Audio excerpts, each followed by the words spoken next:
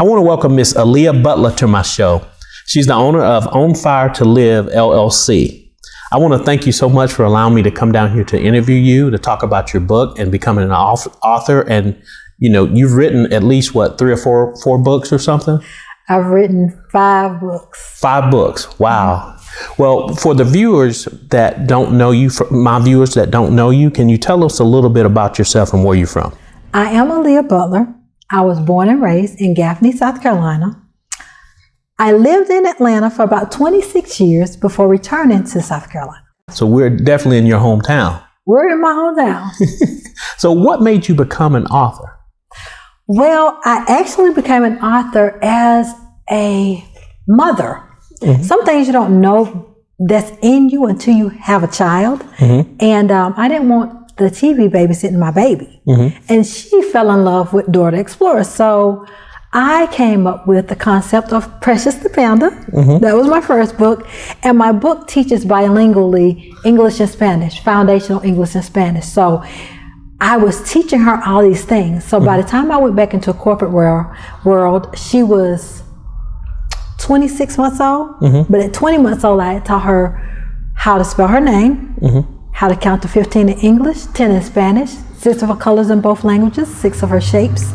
And if you open up a book and asked her what the animal was, she'd tell you what it was and the sound that it made. Wow. So my godmom was like, you know what? You need to write a book.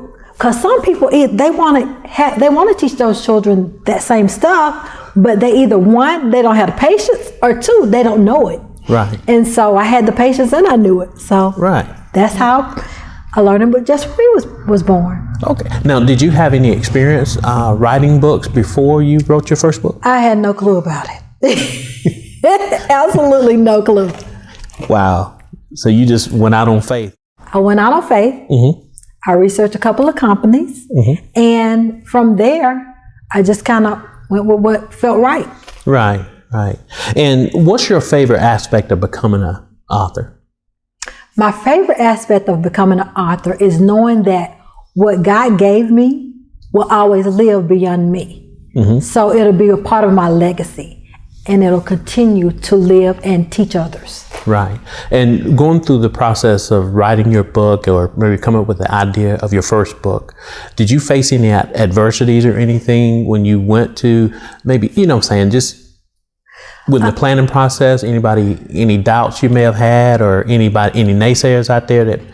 You always have the naysayers, because people tend to be very uncomfortable with what they don't know. Right. So if they've never done it, they're going to tell you, well, why you want to do that? So I remember even coming back home, and the first version of this book was a hardcover book. Mm-hmm. So I remember coming back home with that hardcover sample, and I was like, I wrote a book, and I was like, wow, it's a real book. I was like, it wasn't chopped liver. Right.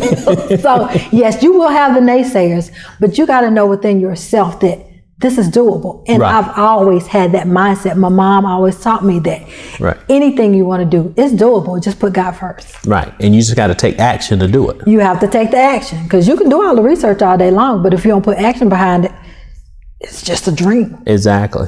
And with all the naysayers and some of the adversities that you've gone through, were there any fears with that? If you allow them to feed you with it, it will set up fear. A lot of the fear didn't really enter. I didn't allow the fear factor to come in, but I did get burned a little bit, because even with your research, you're trying, to try this person and try that person, and sometimes it don't work out. Right. So you take it as a learning opportunity, because I never say that there's such thing as a failure. I call it a learning opportunity. Absolutely. Don't call it failures. Absolutely. So let's talk about your second book. Tell us a little about that. So my second book was On Fire to Inspire.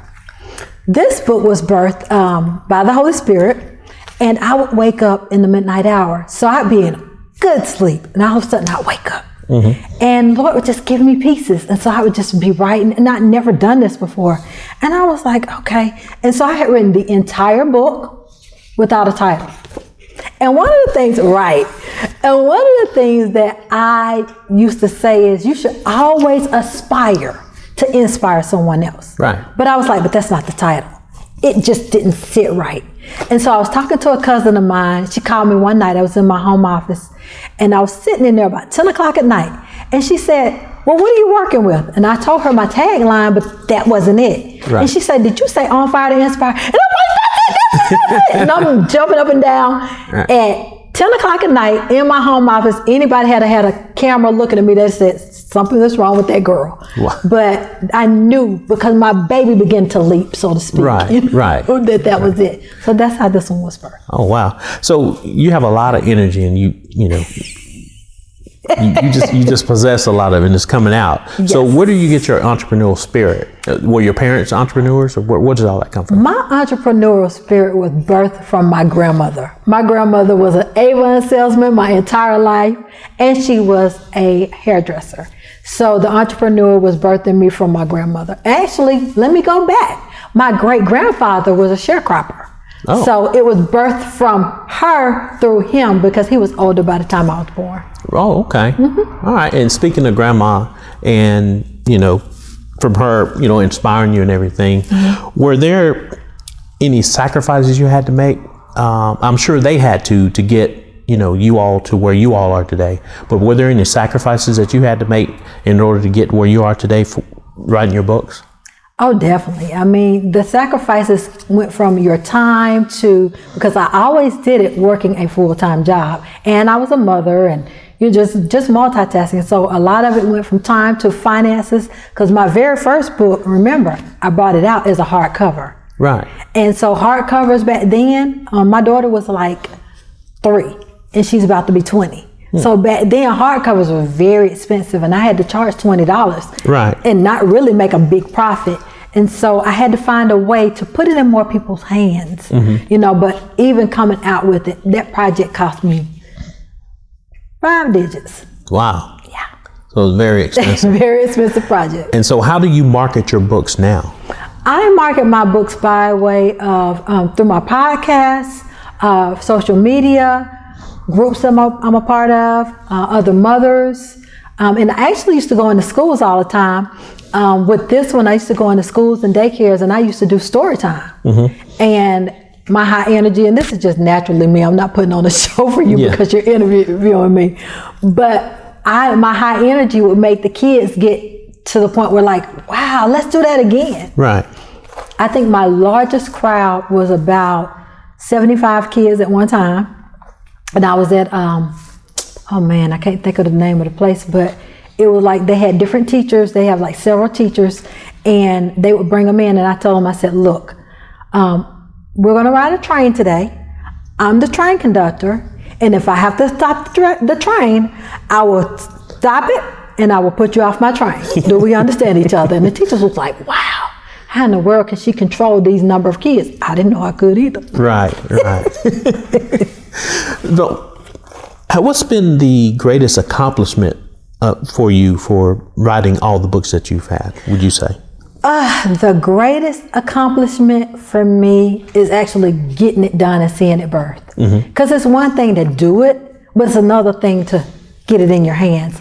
All of them have been a great accomplishment, but the one that I did back in October, my first coloring book that I knew nothing about. Right. This one was the greatest accomplishment for me because this one is actually on Walmart.com, Target.com, Barnes & Nobles. These are on Barnes & Nobles, but they're not on Walmart and Target and all these things. So this one was like one of my greater accomplishments because those were some things I've been wanting to do over the years, and it finally happened. Wow. And you have a 4th book there, right? Yes. So the 4th one was just birthed back in, this one was October, this one was the summer, so I'm sorry. This one was October, and this one is a journal, and it's called I Am Inspiration and Affirmational Journal. So what they can do is throughout the coloring book or the journal, they'll look and they'll say, I am, and they'll be able to journal whether they want to do gratitude or whatever. And then it's I am triumphant is this one. Right. And the scripture that affirms and confirms that is on the opposite page. Right. So, and in the coloring book, if you had a woman or a teenage girl, because it says for adults, but teenage girls can kind of pick themselves up with it. But it can remind you, if you say I am in front of it, you can say I am wonderful. Right. I am his prized possession. I'm God's prized possession. Because life tells you so many things. People tell you so many things. Sometimes you tell yourself some crazy things. Yeah. But what did God say? Exactly. So, exactly. Yeah. Exactly. And you've had a lot of successes with the five books you said you wrote, right? These are the 4, but the 5th one is prayers, affirmations, and declarations. Right. Yes. And with those successes, my show is about success. Mm-hmm. And I'm always interested in how people define success. So can you give me your definition of success? My definition of success is whatever you set your mind to do and you actually do it. Because, many times people want to define success as money. Success is not always money, because you have people with money that are still miserable. Right. So what did you put your mind to? What are you fulfilling in your heart and getting it done? Right. That's success to me. What key activities would you recommend an aspiring author to do that wanted to, maybe become an author? For an aspiring author, I would definitely say research other authors that are in the genre that you're interested in. If you're interested in writing children's books, go look and see what are they doing. Research it. Join groups. There are always groups on Facebook. There are blogs. Research. Become a product of your product. Mm-hmm. Just like I'm wearing my product. Right. So yeah. Become a product of your product. Yeah. And a friend of yours that I was referred to had on the same shirt. Absolutely. Yeah. And that's why I recognize it. Can you tell me what motivates you? What motivates me? My motivation, again, comes from my motivation is spiritual. God has placed what I call, or what's called in the spiritual realm, it's called a gift of exhortation. Mm-hmm. I'm a natural encourager. And my motivation is just being able to know that I can encourage somebody to know there's more in you that's there, but you got to want it more than I want it for you, but there's more in you. You can work the status quo job, but God has called you to be extraordinary. He didn't call you to be ordinary and mediocre. Mediocrity is not your portion. Absolutely. Yeah. And if you could talk to one person in history to gain inspiration from, who would that be? One person in history. That's a hard one, because there are so many people that you would ask. Mm-hmm. I think with Martin Luther King, I may ask him some questions because of all the studies that he did, and he studied Mahatma Gandhi, and he went on all these voyages and things of this nature. So I would ask him about those type of things, because he achieved so much in a little bit of time that he was here on earth. Right. So right. I think thinking of who I would say, So you can tell us about the digital product. What is that about? So the digital product is entitled Moving from Where You Are to Where You Want to Be. Because sometimes we get stuck. And so when we get out of that place of want to get unstuck, then you use a product such as that. And I'll actually provide you with the link to be able to post for the people, and they can get it and play it as many times as you need. You can take notes. There are actually worksheets with it, and you're able to get something to help you move from that place of stuckness, if you will, and move into the place of productivity. And it's actually on the Brilliant Suite with other digital authors, and the B Suite is what it's a part of. It's a part of a suite. So you don't buy just my course. You'll get access to the entire suite. So you have Kim Coles and so many other great authors and digital creators that you have access to, theirs as well as mine, when you buy Moving from Where You Are to Where You Want to Be. Tell me about the Facebook groups that you have. Yes. So as a natural encourager, I actually have 2 groups that I encourage people through. One of them is on health and wellness, and it's called Let's Get Healthy Together. It's a private group, but it's actually free. And I'm constantly posting things that are talking about eating healthy options, or getting people to encourage them to post recipes. And every morning, Monday through Friday, I do check-ins. Hey guys, how y'all doing? And I may post links of the workouts that I've done as well to encourage them, because some people have even told me, you motivated me, girl. I done lost 10 pounds. I was like, you better go, girl. That's the first one. That's the health and wellness, called Let's Get Healthy Together. My second one is called I Am Inspiration. And through I Am Inspiration, I encourage the ladies through, and that one's women, guys. I'm so sorry. But I do I Am Inspiration. We do affirmations, and whatever affirmation we do, I do it the entire week. So they have something reminding them. And that repetition, it's going to get here, it's going to get here, and you're going to start saying it and believing it. And so it's called I Am Inspiration, and all of my groups are free. And join them. Feel free to join them. They're on Facebook. It's my understanding that you wrote for a international magazine. Can you tell the viewers some about what happened with that? Yes. So there's a magazine based out of London, England called Ordained Magazine. And they accepted one of my pieces, and I was actually in their August edition of Ordained Magazine based out of London, England. Wow. Okay. And can you tell us again, someone wanted to reach out to you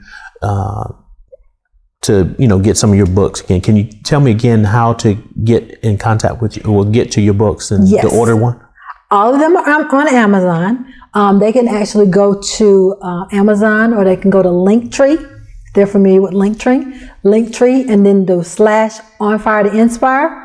Or you can email me at onfiretoinspire@gmail.com. And if you want to book me for speaking, I MC. And you're talking about high energy over the top.